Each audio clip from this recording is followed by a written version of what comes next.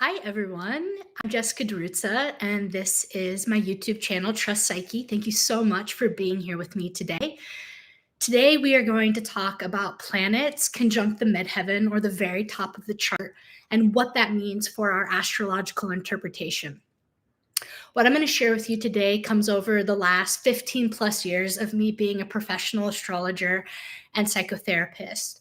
And after giving 1,000+ readings and working with folks from all around the world and all different walks of life, I've had the great privilege of being able to really get to see what it's like in real life for different placements in the natal chart. And so today I want to focus on one of my favorite placements, which is the midheaven.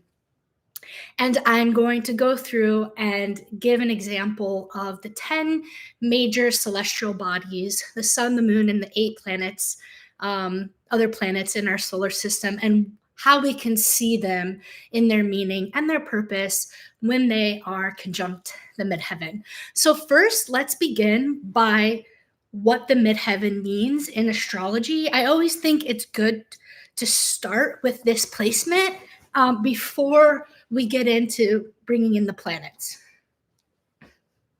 Oh, yeah. And also, my husband, Travis DiRuzza, and I just recorded a really phenomenal podcast on Saturn and the difference between authenticity and duty that just was released yesterday. And you can find it here on the channel, or you can listen to it on whatever your favorite podcast app is.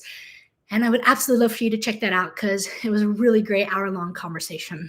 Okay, let's get started with the midheaven. So when we're looking at the natal chart, the midheaven represents the most public place in the chart. You can think of it or visualize it as the most visible place in the sky, right? It's at the very top of the chart. It's the high noon position. And what it represents astrologically is how we're seen in the public eye. And it relates to our career, our vocation, our service out in the world.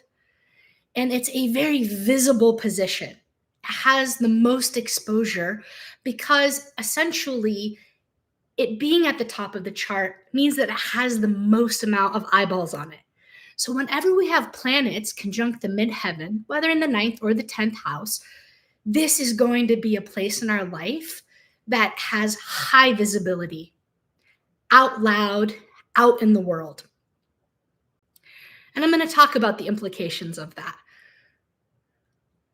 But on a transpersonal level, the midheaven represents our destiny. It's that place of our soul's evolutionary growth into something greater than we already are. Dane Rudhyar would call it the star that guides us. It's like a compass teleologically pulling forward our soul's evolution. And it very much can be seen in some overlap with some of the qualities of the North Node representing our Dharma. I want you to visualize a plant growing out of the soil.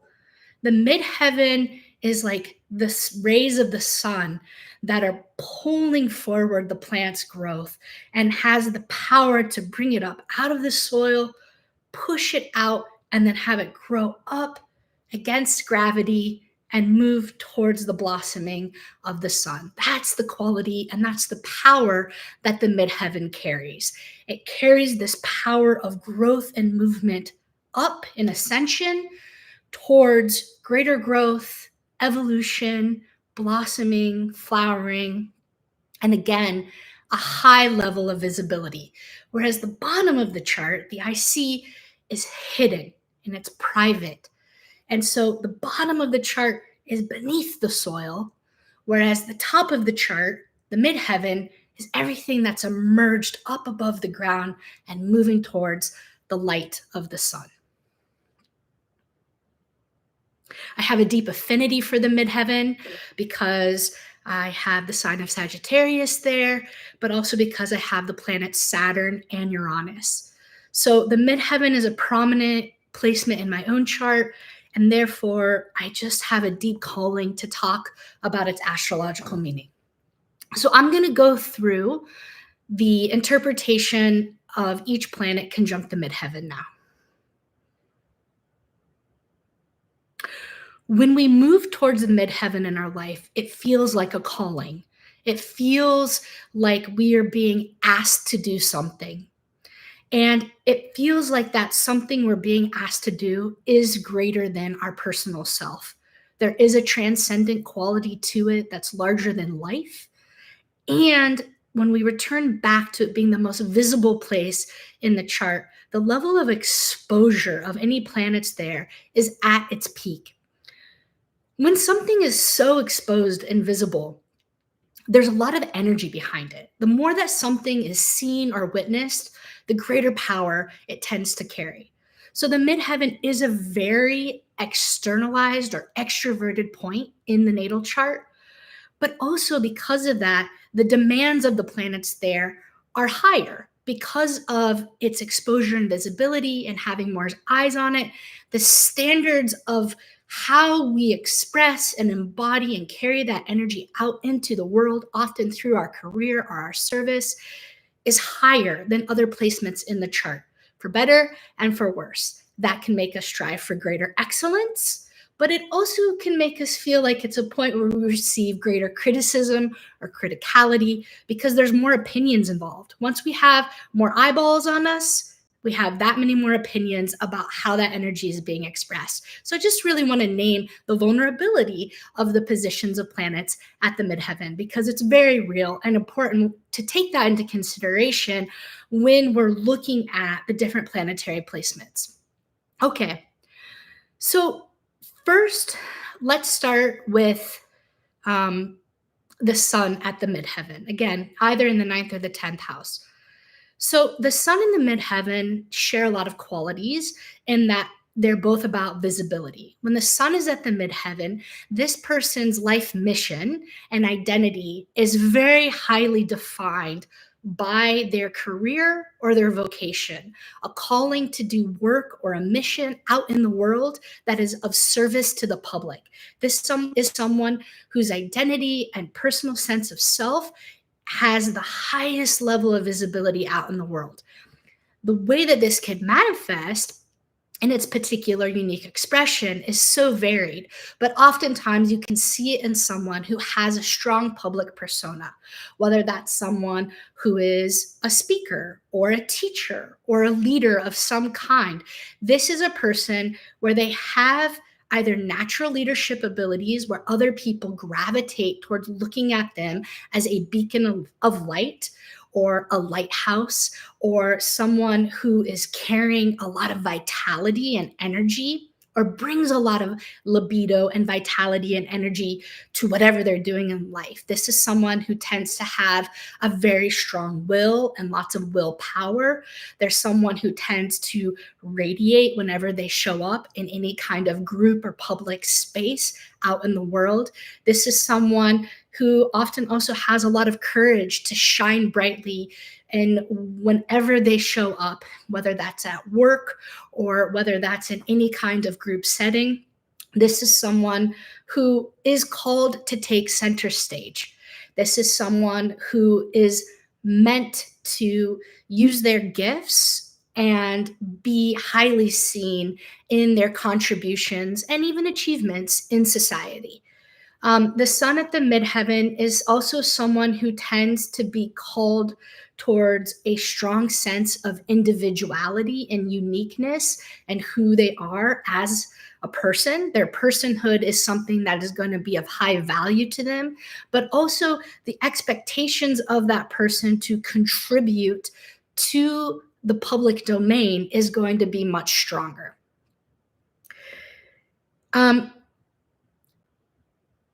Sometimes the sun at the midheaven is a source of potential confusion or conflict if one's unique identity and individuality was not supported by the family or from the caregivers.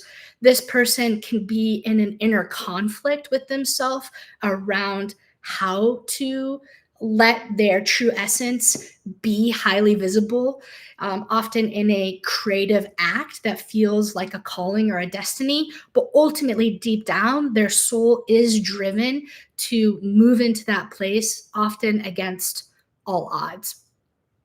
Okay, now I want to move into the moon at the midheaven. This is a more mysterious placement because when we think of the moon, we usually think of the bottom of the chart, the fourth house, the IC, the home life, a more internal place, whether that's the internal landscape, family life, domestic life, our family relationships. But when the moon is at the midheaven in such a highly visible place, this is someone who is going to probably be seen as either a nurturing figure or a maternal figure within the workplace. This is someone who might be seen as the mother hen, or kind of in a, even if it's a man, a maternal, nurturing, nourishing role. This is someone where their work is going to feel like their family. This is someone where when they go to work, they take care of their coworkers like they would take care of their blood.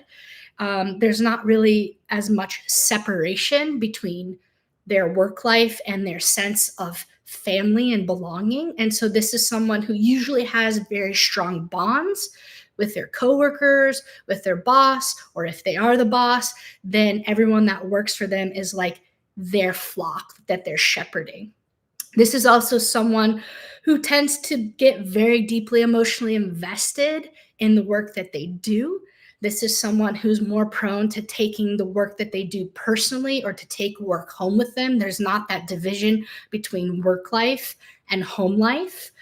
This is also someone where their emotions are more visible. So there's not really that same ability to maybe hide how they're feeling or what's going on inside of them, because the moon at the midheaven is a high exposure of one's internal life or one's emotional life. So this is someone who either wears their emotions on their sleeve or just really don't have the ability to mask how they're actually feeling or doing, either when they're at work or when they're in a public setting.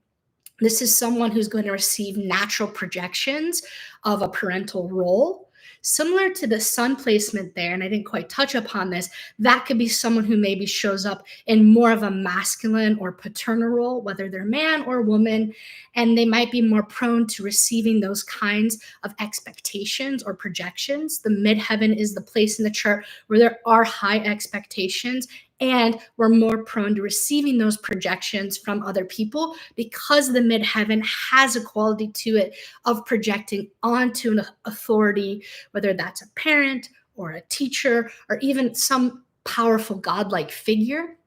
And so when planets are at the midheaven, those are the places where we tend to more strongly carry those projections for other people. Okay.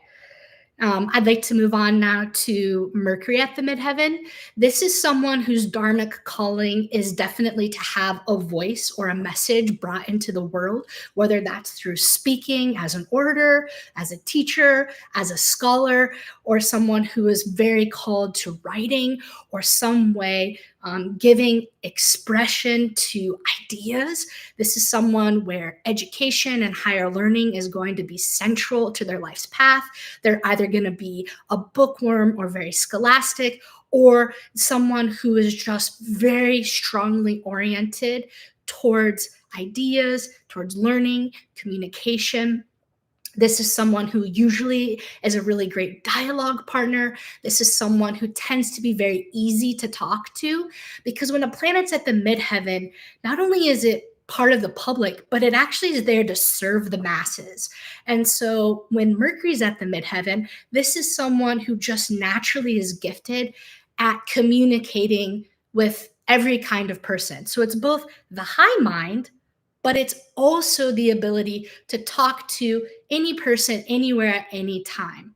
So we really see both the planets at the midheaven elevated, but we also see them as in service of the masses. So Mercury at the midheaven is someone who is called towards sharing their ideas with the masses or with the public in some way. And this is something that's going to feel like a soul calling for them, and they will spend the arc of their entire life doing. And this is really important with the midheaven, is when I said it's a teleological unfolding, it represents an evolutionary arc from the beginning of life to the end of life. And you'll see this beautiful evolution of a soul moving greater and greater towards higher and higher expressions of that energy that they tend to graduate into again and again over the entire course of their life. So it's a blossoming that takes an arc of a whole life, but it's something that a soul is called to grow into over and over again.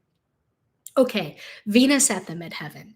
Venus at the midheaven is someone who is looked to for a standard of beauty. Whether that standard of beauty is physical in their aesthetic appearance, maybe they're a classical sense of beauty, or maybe they're a unique sense of beauty, but they're looked to as almost like an idol of beauty. Now, that beauty also can run deeper than the skin, right? So they might be, and often are, very pleasurable to look at, but they also represent the principle of love and beauty. This is someone who tends to represent themselves in a more feminine manner. They tend to be very receptive when they're at work or they're in the public. They tend to be easy to get along with. They're someone who is personable and affable. There tends to be a very warm personality, someone that you're drawn to, like a magnet, someone that you just find an attraction with, whether that's a physical attraction or there's just chemistry there, there's synergy there. There's someone where you find a sense of harmonizing with. There's someone who tends to get along with everybody. And they're also somebody where, if they're not in the shadow form of Venus at the midheaven, which is a high level of vanity or narcissism, then there's somebody who tends to be very communally oriented and are striving for balance and harmony at work or in any kind of public setting that they show up in. Their presence naturally harmonizes the space, or they try or have the gift to be able to see things from all sides. And it's like a superpower Venus at the midheaven has. They also tend to have careers that are highly defined by creativity or the creative process. They're either artists or bring a very strong artistic drive to the work that they're creating in the world. So this is someone who is highly creative within the workspace, has a strong aesthetic sense. Classically, this used to be correlated with things like with fashion or art or cosmetics. But when we go beyond those kind of more literal definitions, what we'll see is that person just brings a sense of beauty and love and relationality to the work environment and to their service to the world. And this is someone whose life is brought forward by the principle of the good and the beautiful in the Platonic sense. Okay, let's move on to Mars. So Mars at the midheaven is someone who's going to have typically more of a masculine presentation at work. There's someone who is going to probably be a very dominant or strong force. When they show up, you know that they're there. They're either very expressively loud, whether that's in their body language or having a loud voice or being very assertive and bold in their self-expression. Mars at the midheaven also has a tendency for a call towards strong leadership. The warrior shows up as the courage and the strength to really fight for what one believes in. This is someone who does really well with taking action. Their role at work, their superpower is activism. It's the ability to implement things and put them into action and to move forward. So when we think of planets at the midheaven, we're actually thinking of what are the most fitting roles for a person to have within the ecosystem of the workplace or within the ecosystem of their service in public life, in the public domain. So Mars at the midheaven does really well with that person who you need to use their life force energy and their will to assert bold ideas with strength and courage. This is someone who is also more prone to conflict at work, where work sometimes can feel like a battleground, or where there's kind of butting up against other people. It also can be a work environment that's highly competitive. So this is someone who strives usually in a competitive work environment, and someone who does well with getting recognition around the achievements that they're making at work or in the public domain. Okay, let's move on to Jupiter at the midheaven. This is a very philosophical and grand position. I think it's important to remember that Jupiter both amplifies whatever it touches and expands it, but it also grants it success and good fortune, abundance, wealth. There's a generosity of spirit. So typically, Jupiter at the midheaven is someone who tends to be very growth oriented at work. They're looking for constant elevation in their job. This is someone who often needs to climb the ladder in some way, whether that's through the titles they have, the salary they're getting, or just that kind of social status recognition of their contributions out in the world. Also, Jupiter at the midheaven is someone who we tend to see either a lot of success at what they do. They have that golden touch, like whatever they touch is successful. Um, but also, this is somebody who has a strong need to bring their high values, their principles, their philosophy into the work environment. This is someone who actually wants to have those philosophical conversations around the meaning of the work. Why are we doing what we're doing? What's the vision statement? What's the mission statement? It's a high kind of meta perspective of what are we actually doing here? And so kind of has that king or queen quality of rulership, of like overlooking the whole organization and getting that meta perspective of meaning of why essentially are we doing what we're doing. This is someone who also tends to have a very strong kind of mythopoetic orientation or mythological understanding of that kind of higher sense of meaning, of purpose, of why we do what we do. And this really drives the person to be better and do better, but also to want to, in its best form, uplift and support everybody else that they come into contact with. They're also someone who tends to be seen as jovial and positive in their attitude, and are more prone to getting projected onto as needing to be the positive, happy person at work. There's someone who is always doing well. We don't need to worry about them. Or this is someone that we just expect a lot of great things from, no pressure. So Jupiter at the midheaven carries that range. Okay, now let's move on to Saturn at the midheaven. I know this placement well. Saturn at the midheaven strives for excellence. It has the highest standards out of all the placements because it's constantly looking for better and worse, greater levels of perfection. Saturn at the midheaven is usually a person who strives to be in either a teaching or leadership position. There's somebody who feels deeply called to being a wise sage or guide for others along the path. This is someone who also often is either called to different forms of accreditation. So either higher learning is going to be important, that this person usually either wants to go beyond a bachelor's degree and get a master's or a PhD, or they want to be licensed or certified in what they're doing because they're needing that kind of either societal or legal kind of holding of their mastery or expertise in the field. If there's not that there, then there is just an overall drive for mastery and expertise in their field, in their profession. Work is going to be a very strong part of their identity. It's going to take up a lot of the time of their life. This is also someone who has a very high work ethic. This is someone who's probably very concerned with how things are structured. They're very goal-oriented. And they're also someone, when in alignment, very easily can manifest and bring into consensus reality and make real their visions for the world. And they're the person that very much is the taskmaster.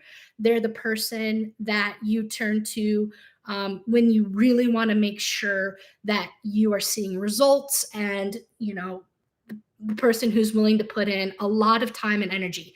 The shadow side, workaholism, spending so much time at work, or using work as a place to avoid other places in the chart that might feel less masterful or atrophied in some way. And so you got to look out for workaholism with Saturn at the midheaven. Saturn also brings its gifts with time. So this is someone whose work tends to mature and develop over life. And usually, unless they're curmudgeony and rigid and overly controlling in the work environment and tyrannical, which is the shadow form of it, they're someone whose work becomes even better and more exquisite the older that they get. But it also is someone who tends to be very controlling in a work environment, and often does better either working for themselves, being their own boss, or making sure that they in no way feel like they're being controlled by somebody else. That doesn't really work with that alignment. Okay, Uranus at the midheaven.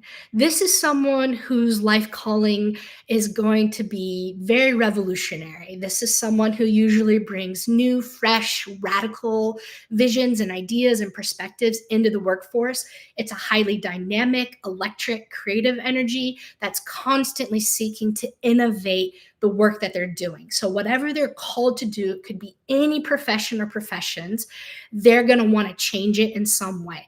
And that can be anything from having lots of different careers and needing to change their own personal career path, or it's even if they have one or two careers over a lifetime, they are needing to, in a paradigm changing way, bring new energy to how that career or that vocation is done in the world. This is someone who's highly experimental. This is someone who absolutely thinks outside of the box. This is someone who's also often very seen as both eccentric, but also rebellious. So anything that feels oppressive or limited or old paradigm or stuck, Uranus at the midheaven will come in and just blast that open.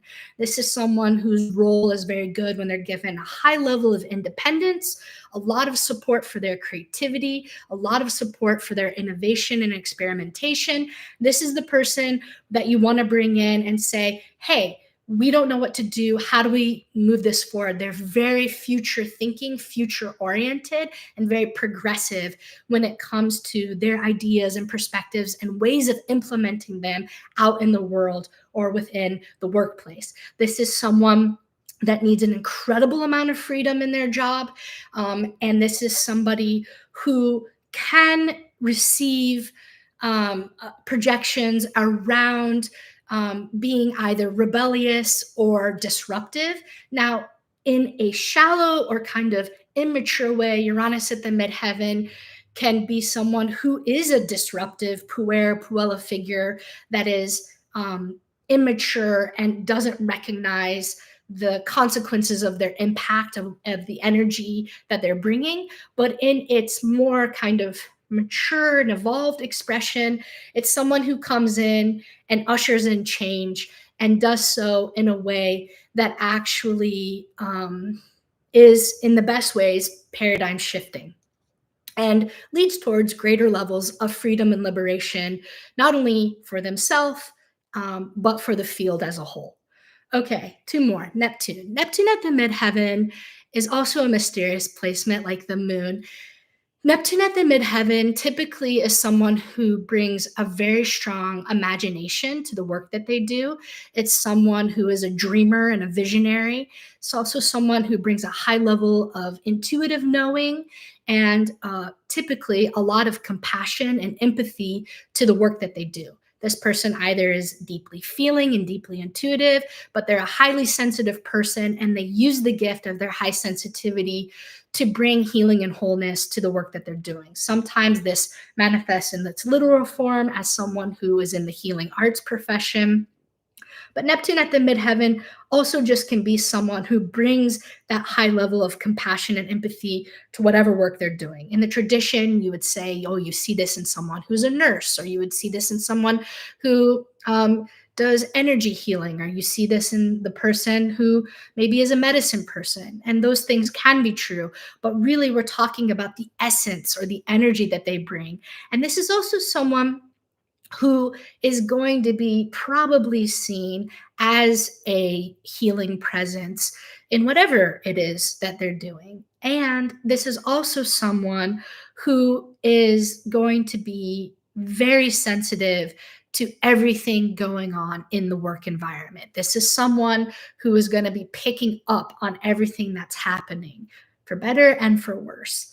This is also someone who has in its shadow form a tendency to be delusional around their role at work, to potentially be delusional about what they're capable of.